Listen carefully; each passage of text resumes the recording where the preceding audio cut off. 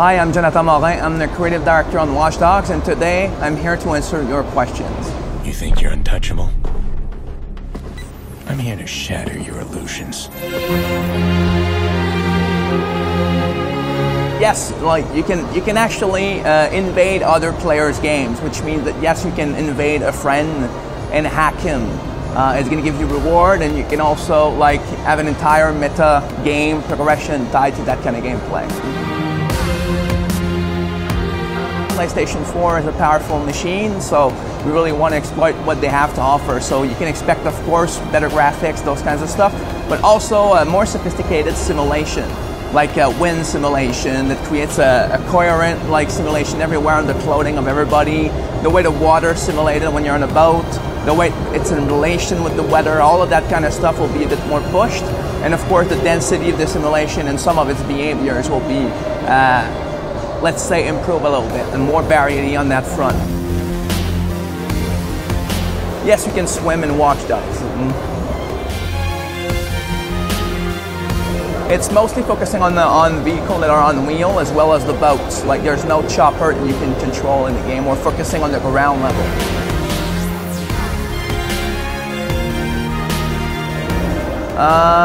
Neither of them actually. We cannot call, like we're not calling the building the real names. Like we're focusing on many landmarks in Chicago, but we don't use the real names of the buildings. And can you go up the tower? That I'm gonna let you discover.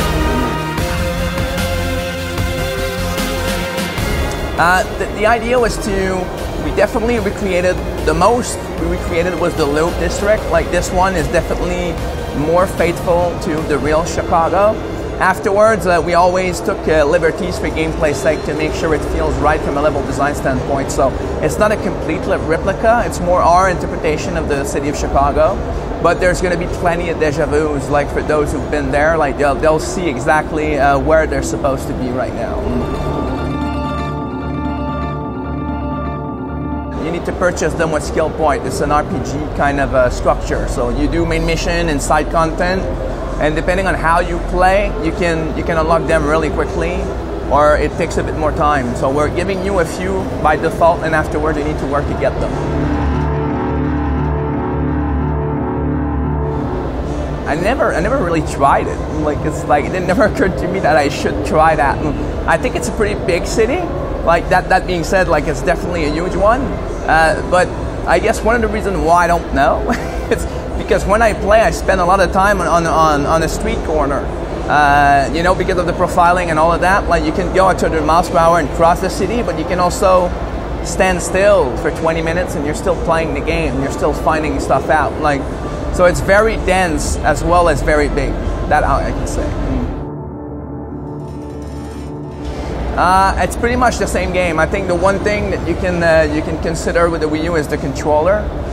So there's some nice twists there with the map and things like that. But it's pretty much the same game, which try to optimize as much as possible for the controls so it feels right. Yes, you can change Aiden's clothing. Like, I'm not going to go as far as detailing everything, but you can definitely go into a clothes stores and buy some new outfits for Aiden. I'm going to focus on Watch Dogs 1 first, and we'll see afterwards. Right now, the first game is not even out, so... They are definitely random events. Like we call them like potential crime events. So like when you play in Watch Dogs, you progressively create your own monitoring network, like by hacking certain things in the free roaming experience. And that unlocks tons of content, a possible event that can happen. There's a lot of them, so I couldn't count. Like it's pretty much endless, and the way we're doing it is we're dynamically creating a scenario, and then afterwards the people involved in the scenario and their personalities, their profile info, they always dynamically change as well. And when you decide to intervene in such situations, if you want to prevent a crime or anything like that, what follows up in gameplay is also pretty systemic. So there's a lot of dynamism going on in the city for those kind of things. The reputation system is not the game trying to rate what you do. It's more based on real life, if you want. Like it's more like the media who when they have reports of what you're doing, they're going to talk about it. So it's not because you steal a car that you lose reputation. Like you need to have witness of that for it to happen. So you can do bad things without anybody knowing. And if you do that, then you just live with yourself. And if you start wreaking havoc in a reckless way, then definitely there's going to be an impact on it. The way to balance it, I guess, is to create an environment where the player will care about it, instead of trying to say you're a bad guy. Like, instead, make the game plausible enough, make the respawn of the simulation plausible enough so that when you play it, you feel like something, oh, that maybe is not that right, versus like, oh, this is feeling quite wrong. So that intentionally the player, if he wants to be bad, then he can be bad. Watch Dogs it's been hard actually to call the game. There's a lot of geeky words that could have been used. Watch Dogs is the perfect term for us. Like, first of all, there's the term watch at the beginning, which is very close to surveillance and all of that. The dogs with an S, like, suggests like the multiplayer aspect of our game and the fact that everybody can watch everybody in Watch Dogs. And a Watch Dogs in real life, like, is also pretty close to the thematics of the game. So we thought it was fitting all around, like, for pretty much everything that we do, up to the point of technology and hacking, surveillance, like all of that is tied to that word. It depends how you play, actually. If you are getting in a felony loop and the cops arrive for the first time, if you don't show any sign of leaving or shooting or becoming violent, they're going to try and arrest you. A bit like what we shown at the E3 2013. But that's a one-shot deal. If you stand still and you pretend that you're going to surrender, they're going to behave like trying to arrest you, and that gives you a window to try and get out before you get arrested. But if you start being violent, if they see you trying to flee, now they're going to switch in something more reckless. I think the biggest difference we have with Watch Dogs is there's this little moment, but that moment is only a slight part of the AI behavior.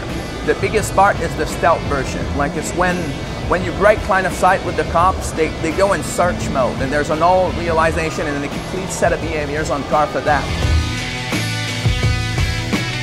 When you die in the game, we automatically pretty much like respawns you like close by in the open world. If you're in a mission, it's going to be at your checkpoint at a mission. We're trying to avoid any delays with the experience of the player, so there's no such thing as respawning in an hospital or stuff like that. We're focusing on bringing you as close as possible as where you were. You can't customize like specific cars or weapons, but there's tons of cars and weapons to purchase.